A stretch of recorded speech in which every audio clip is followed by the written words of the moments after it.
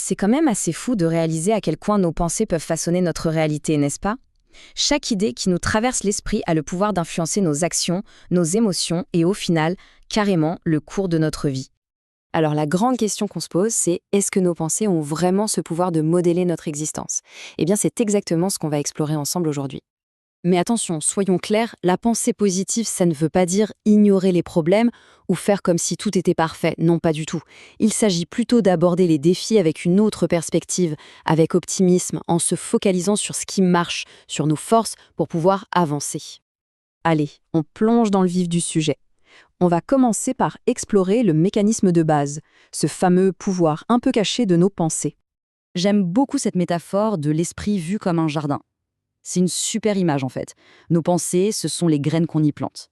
Logiquement, si on sème des graines positives comme la joie, la confiance, on va récolter le succès et le bonheur. Mais à l'inverse, si on passe son temps à semer des graines de doute, de peur, eh bien il ne faut pas s'étonner de récolter du stress et de la déception. Ok, mais qu'est-ce qui se passe quand on laisse les mauvaises herbes envahir ce jardin? C'est là qu'on sent tout le poids de la négativité. Et ça, c'est notre deuxième point. Et là, on touche à un point absolument crucial. Nos pensées, elles ne restent pas juste dans notre tête. Non, non, elles se transforment directement en action. Quelqu'un qui est convaincu de ses capacités, il n'hésitera pas à prendre des risques, à persévérer. À l'inverse, le doute de soi, ça paralyse, ça fait passer à côté d'opportunités et ça peut même mener à l'échec. C'est aussi simple que ça. La pensée précède toujours l'action. Et l'impact ne s'arrête pas là, loin de là.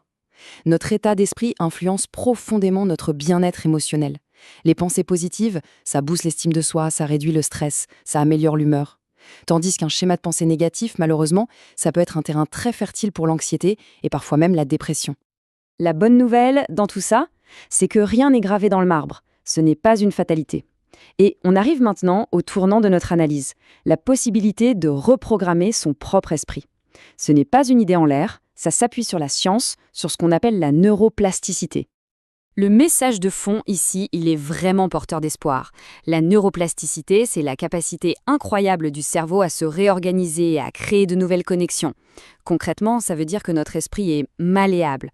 On peut activement décider de déraciner les pensées qui nous limitent et de les remplacer par des affirmations bien plus constructives. Bon, tout ça c'est bien beau, mais concrètement, on fait comment? C'est là qu'intervient notre petite boîte à outils. Une méthode super simple en 5 étapes. Allez, on décortique ce processus. Tout commence avec l'étape 1, identifier. Il faut prendre conscience de la pensée négative au moment où elle apparaît. Ensuite, étape 2, on la questionne. Est-ce qu'elle est vraiment vraie? Est-ce qu'elle est utile? Après ça, on passe à l'étape 3, on la transforme en une affirmation positive. L'étape 4 est super importante. Il faut la répéter encore et encore pour bien l'ancrer dans notre cerveau. Et enfin, étape 5, on visualise le succès pour renforcer cette nouvelle croyance. Regardez, ça, c'est un exemple parfait de l'étape de transformation. Au lieu de se dire cette petite phrase destructrice « je ne suis pas assez bon », on bascule vers quelque chose de puissant comme « je suis capable et je m'améliore chaque jour ». On sent la différence d'énergie, n'est-ce pas? C'est un changement de perspective radical.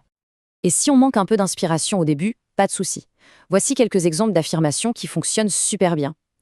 Je suis digne d'amour et de bonheur. Je suis capable d'atteindre mes objectifs. Ou encore, je suis fort et résilient. Le plus important, c'est de choisir celle qui nous parle vraiment, celle qui résonne en nous. En fait, en appliquant ces principes, on fait bien plus que simplement changer 2 ou 3 pensées. C'est plus grand que ça. On se met à sculpter, à cultiver consciemment un tout nouvel avenir. Finalement, s'il y a une chose à retenir, c'est cette idée, à la fois toute simple et hyper profonde. Changer ses pensées, c'est véritablement se donner le pouvoir de changer sa vie. Chaque pensée est un choix qui construit notre réalité de demain. Et pour terminer, je laisse une petite question en suspens pour commencer le travail dès maintenant. Quelle est la toute première pensée qui mériterait d'être transformée à partir d'aujourd'hui?